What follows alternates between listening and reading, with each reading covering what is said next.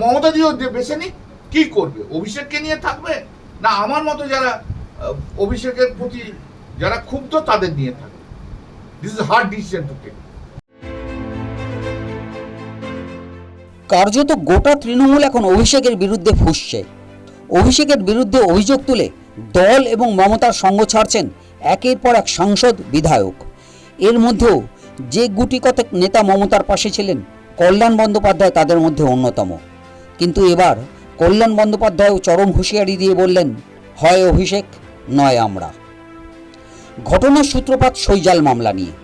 বিধায়কদের সইজাল মামলায় অভিষেকের হয়ে মামলা দায়ের করেছিলেন কল্যাণ বন্দ্যোপাধ্যায়, কিন্তু বৃহস্পতিবার সেই মামলা থেকে সরে দাঁড়ান প্রবীণ আইনজীবী।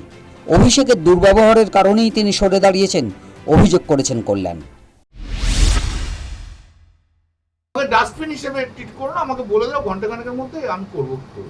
রাত্রি 12:30টার সময় আমার ছেলেকে টেক্সট করে বলেছে যে আমার থাকার দরকার নেই, অয়ন ভট্টাচার্য থাকে। তো আমি মামলা ছেড়ে দিয়েছি। একটা সিনিয়র লয়ারের সঙ্গে কিভাবে কথা বলতে হয়, কিভাবে তা শুনতে হয়, তা তো বললো সেটা কিছু জানে না। এত অ্যারোগেন্ট, এত অ্যারোগেন্সের কি আছে? শিক্ষা পায় না, সময় থেকে শিক্ষা পেল না। আমি তো ক্যামাক স্ট্রিটের এমপ্লয়ি নই। আজকে বুঝতে হবে যে ওর জন্য দলটা সর্বনাশ হয়েছে, সেটা যদি না বোঝে তাহলে আর কিছু করার নেই। ওর অ্যাটিটিউড, ওর অ্যারোগেন্স।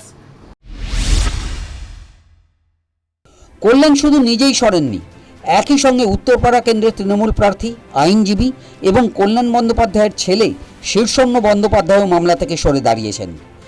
ভবিষ্যতে আর কখনো অভিষেকের ওই মামলা লড়বেন কিনা তাও ভেবে দেখবেন বলে জানিয়েছেন তিনি। ওর মামলা করাতে আমাদের কোনো ফ্যান্সি নেই। এরকম নয় যে অভিষেকের মামলা করলে আমি উকিল হব, অভিষেক মামলা না করলে আমি উকিল থাকবো না। আমি 5 তারিখ থেকে দলের প্রত্যেকটা কর্মী যে যেভাবে বলেছে সেভাবে তাকে হেল্প করার চেষ্টা করেছি। যখন অনেক নেতারা পাশে দাঁড়ায়নি তখনও পাশে গিয়ে দাঁড়িয়েছি। দলের সাধারণ সম্পাদক যদি ভরসা না রাখতে পারে তাহলে তো দুঃখ হবেই, খারাপ লাগবেই, কিন্তু দলের কর্মীদের পাশে থাকবো। ও কী করলো সেটা বড় কথা নয়। দলের কর্মীদের পাশে কাল অবধি ছিলাম, আজকেও আছি, আগামীকালও থাকবো। আমারই তো করা মামলা, আমি জানবো না কেন? আমাকে কাল থেকে অ্যাপিয়ার করতে বারণ করা হয়েছে, আমি অ্যাপিয়ার করিনি। অভিষেকের বিরুদ্ধে অভিযোগ তুলে এখানেই থেমে যাননি বর্ষিয়ান আইনজীবী। অভিষেকের জন্যই তাদের চোর আওয়াজ শুনতে হচ্ছে বলে করেছেন অভিযোগ।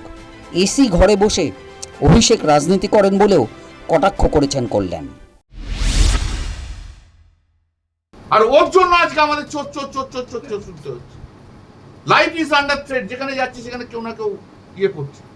দিদি অভিষেককে নিয়ে চললো, অভিষেককে নিয়ে চলুক, আমাকে দরকার নেই।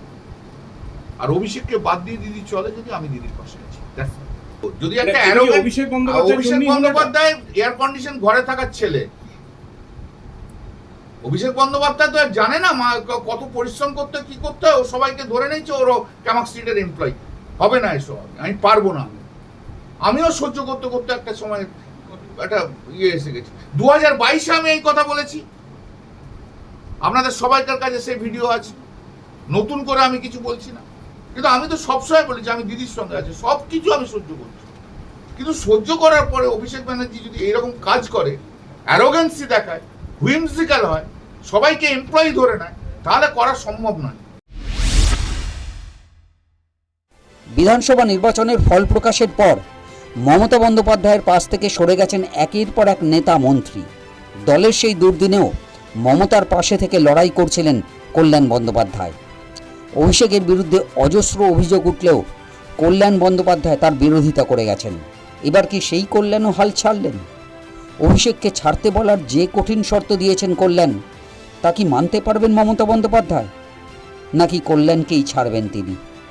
News time.